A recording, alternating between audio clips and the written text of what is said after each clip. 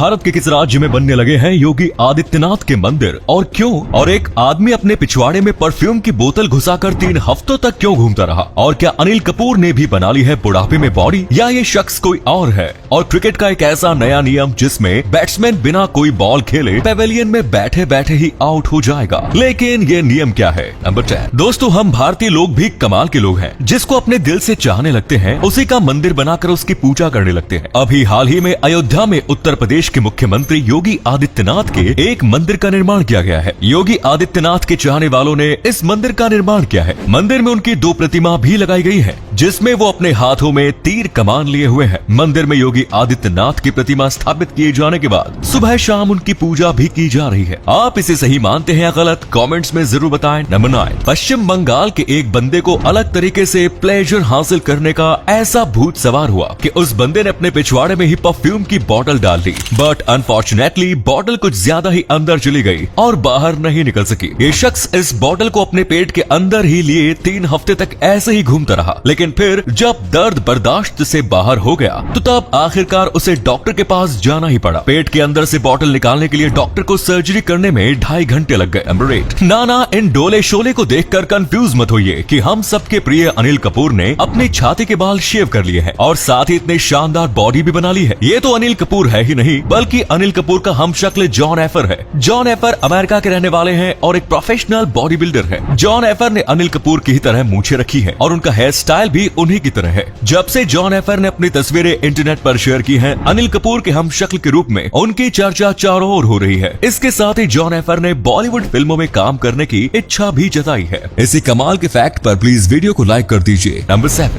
ICC cricket की दुनिया में एक नया नियम लागू किया है। इसके लागू होने के बाद कोई बैट्समैन बैटिंग के लिए मैदान में आने से पहले ही आउट करार दिया जा सकता है। इस नए नियम के मुताबिक टेस्ट और वनडे क्रिकेट में विकेट गिरने के बाद अगले बैट्समैन को 2 मिनट के अंदर और T20 क्रिकेट में सिर्फ 90 सेकंड के अंदर ही नेक्स्ट बॉल का सामना करने के लिए तैयार होना होगा। ऐसा नहीं होने पर इस बल्लेबाज को बैटिंग से रोका जा सकता है। क्रिकेट मैचों में लगने वाले ज्यादा समय को कम करने के लिए ही आईसीसी ने इस नियम को लागू किया है। नंबर 6। दोस्तों, इस दुनिया में कीड़े मकोड़ों की लाखों प्रजातियां पाई जाती है, लेकिन क्या आप जानते हैं कि कीड़े की कौन सी प्रजाति सबसे लंबे समय तक इस दुनिया में जीवित रहती है? दुनिया में लंबे समय तक जीवित रहने वाले कीड़े की प्रजाति है दीमक। आपको जानकर हैरानी होगी कि छोटी सी दिखने वाली ये दीमक 100 सालों तक जीवित रह सकती है। हालांकि इतने सालों तक जीने का मौका सिर्फ रानी दीमक को मिलता है। बाकी वर्कर एंड सोल्जर्स दीमक 10 से 14 महीने में ही मर जाते हैं। प्रजनन करने वाले नर दीमक 4 सालों तक जीवित रह सकते हैं, वहीं रानी दीमक ऑन एवरेज 25 सालों तक जीवित रहती है। लेकिन अगर उन्हें सूटेबल कंडीशन मिलती रहे तो वो 100 सालों तक भी जीवित रह सकती है। दोस्तों, आपके लिए एक पहेली है। इस तस्वीर को ध्यान से देखिए और पहचानिए कि ये तस्वीर किस हीरोइन की है। नंबर 5। एक होते हैं दिल फेंक आशिक जिनकी आशिकी की कहानी पूरे गली मोहल्ले में मशहूर होती है, और दूसरे होते हैं छुपे हुए आशिक जिनकी प्रेम कहानी उनके और उनकी प्रेमिका के अलावा और किसी को पता नहीं होती। हाँ, तो ऐसे आशिकों को इंग्लिश में पैरामोर कहा जाता है, जिसका मतलब सीक्रेट लवर होता है। ऐसे लोग बड़े ही गुपचुप तरीके से अपनी प्रेम कहानी को दुनिया की नजरों से छुपाकर अपने पार्टनर के साथ सेक्सुअल और रोमांटिक रिलेशनशिप में होते हैं। वैसे आप किस टाइप के आशिक हो, मैं अपनी बताऊं तो भाई अपनी ऐसी किस्मत कहाँ कि मुझे कोई बंदी ही मिल जाए। नंबर 4। क्या आप जानते हैं कि ऑन एवरेज एक हेल्दी पुरुष अपने पूरे जीवन में कितने बार इजैकुलेट करता है? एवरेज आंकड़ों पर देखें तो एक पुरुष अपने पूरे लाइफ टाइम में 72 बार इजैकुलेट करता है, यानी उसे चरम सुख की प्राप्ति होती है। नंबर 3। दोस्तों, इंटरनेट पर ब्राउजिंग करते समय अक्सर हमारे साथ ऐसा होता है कि हमें ये साबित करना होता है कि हम इंसान ही हैं, रोबोट्स नहीं। खुद को इंसान साबित करने वाले इस कैप्चा को देखकर मुझे भी काफी गुस्सा आता था और मैं भी सोचा करता था कि यार इंटरनेट तो सिर्फ इंसान ही यूज करते हैं, तो फिर हमें अपने आप को इंसान साबित करने की जरूरत क्यों पड़ती है?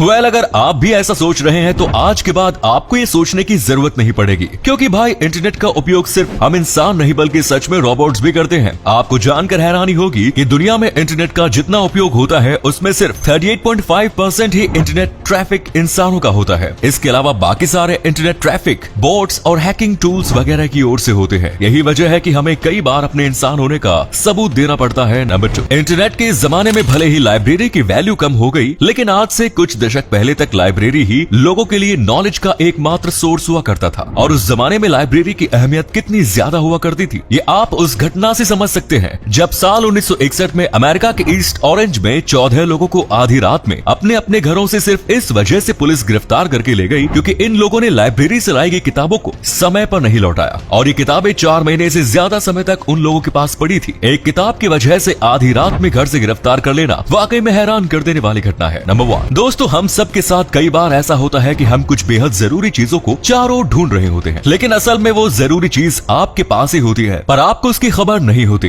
बिल्कुल ऐसी ही एक घटना हुई थी अमेरिका के मिशिगन में, जहां गोद लिए हुए एक शख्स ने अपनी जन्म देने वाली माँ की तलाश शुरू की। वो 4 सालों तक अपनी माँ की तलाश करता रहा। माँ की तलाश में उसने काफी पैसे भी खर्च किए और इधर उधर भटकता रहा। And you know at the end उसकी माँ उसे कहाँ मिली? जन्म से ही अपने बेटे से दूर रहने वाली ये माँ अपने बेटे को उसी शॉपिंग स्टोर में मिली जहाँ वो शख्स खुद भी काम किया करता था। यानी दोनों माँ बेटे साथ में ही एक ही जगह पर काम किया करते थे, लेकिन दोनों को इस बात की खबर नहीं थी। तो ये थे कुछ अमेजिंग फैक्ट्स। वीडियो को शेयर जरूर करें दोस्तों, ताकि आपके दोस्त और जानने वाले भी जान सके कि आप कितने नॉलेजेबल वीडियोस देखते हैं। धन्यवाद।